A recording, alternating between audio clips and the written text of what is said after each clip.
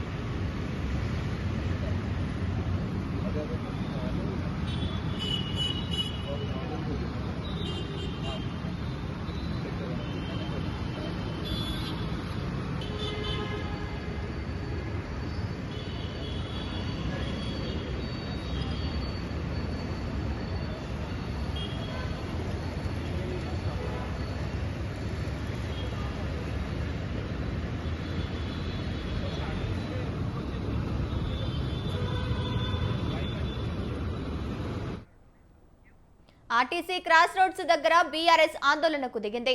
BC సంఘాల JAC పిలుపు మేరకు 42% రిజర్వేషన్ డిమాండ్ చేస్తూ నిరసన చేపట్టారు.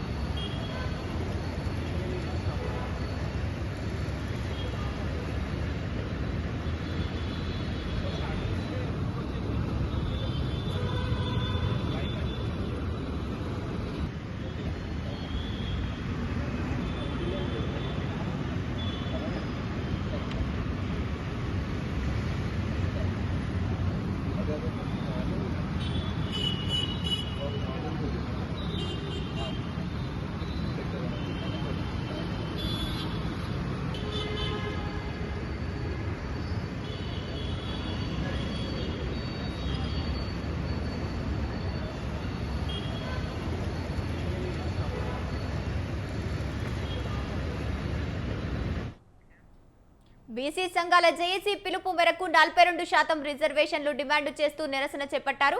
రైట్ గా ఇదే అంశానికి సంబంధించి పూర్తి సమాచారాన్ని మా కరెస్పాండెంట్ సవీన్ లైవ్ ద్వారా అందిస్తారు. సవీన్, చెప్పండి, బీసీ సంఘాల నేతలు 42% రిజర్వేషన్ కావాలంటూ బంద్ కు పిలుపునిచ్చారు. ఇక అన్ని సంఘాల నేతలు బంద్ లో పాల్గొంటున్నారు. ఇక రిజర్వేషన్లు అమలు చేస్తారా లేదా అనేది లేటెస్ట్ అప్డేట్స్ ఏంటి దీనికి సంబంధించి? బీసీలకు 42% రిజర్వేషన్లపై రాష్ట్ర ప్రభుత్వం తీసుకొచ్చిన జీవోను హైకోర్టు కొట్టివేయడంతో బీసీ జేఏసీ ఇచ్చినటువంటి బంద్ కొనసాగుతోంది. తెలంగాణ రాష్ట్ర వ్యాప్తంగా ఈ బంద్ కొనసాగుతోంది. ప్రస్తుతం మనం ఆర్టీసీ క్రాస్ రోడ్డు వద్ద ఉన్నాం. ఆర్టీసీ క్రాస్ రోడ్డు వద్ద బీఆర్ఎస్ పార్టీ ఆధ్వర్యంలో ఆర్టీసీ క్రాస్ రోడ్డుపై బైఠాయించిన బీఆర్ఎస్ పార్టీ నేతలు ఈ బంద్ను కొనసాగిస్తున్న పరిస్థితి మనకు కనపడుతోంది. ముఖ్యంగా హైకోర్టు ఇచ్చినటువంటి తీర్పును సవాల్ చేస్తూ బీఆర్ఎస్ పార్టీ నేతలు బంద్ చేస్తున్నారు. ఇక్కడ మనతో పాటు కేమ మల్లేష్ గారు ఉన్నారు, భువనగిరి నుంచి పోటీ చేశారు. చెప్పండి, బీసీ బంద్ ఏ విధంగా కొనసాగుతుంది, ఏం చెప్తారు? రాష్ట్రంలో ఉన్న బడుగు బలహీన వర్గాలన్నీ కూడా రోడ్ల మీదకి వచ్చినాయి. ఇవాళ రాష్ట్ర కేంద్ర ప్రభుత్వాలు రాష్ట్ర ప్రభుత్వం బీసీలకు 42% అని చెప్పి చెయ్యాల్సిన రాష్ట్ర ప్రభుత్వం, చేయించాల్సిన కేంద్ర ప్రభుత్వం రెండు కూడా డ్రామాలు ఆడుతా ఉన్నారు. ఈ బీసీల ఆగ్రహానికి గురి కాకుండా ఆయా పార్టీలలో ఉన్న బీసీలు కూడా బంద్లో పాల్గొంటారు. నేను బీజేపీ కాంగ్రెస్ లో ఉన్న బడుగు బలహీన వర్గాల నాయకులను కోరుతా ఉన్నా, మీ పార్టీ నాయకుల చేతులలోనే ఈ చేసే అధికారం ఉంది కాబట్టి వాళ్లను చెవులు బట్టి వంగబెట్టి ఈ 42 సాధించే వరకు మీ పార్టీలోనే మీరు తిరుగుబాటు కావాలి. మీరు అందరు కూడా అడగాలి. 42% వారి మీద వీరి మీద వారు చెప్పి తప్పించుకునే ప్లాన్ చేస్తున్న బీజేపీ కాంగ్రెస్ పార్టీలకు ఆ పార్టీలున్న బలహీన వర్గాల నాయకులే బుద్ధి చెప్పాలని మేము డిమాండ్ చేస్తా ఉన్నాం.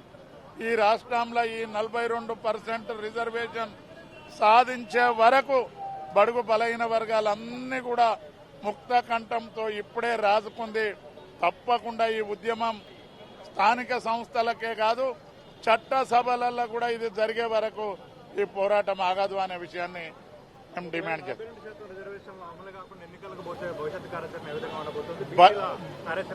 బడుగు బలహీన వర్గాల సమాజం అంతా కూడా రేవంత్ రెడ్డిని, భారతీయ జనతా పార్టీని రెండింటిని కూడా భూస్థాపితం చేస్తారు. ఇవాళ రాష్ట్రంలో కానీ దేశంలో కానీ బడుగు బలహీన వర్గాలు 85% ఖచ్చితంగా మేమెంతో మాకంతానే నినాదంతో బీసీలం ముందుకు పోతాం.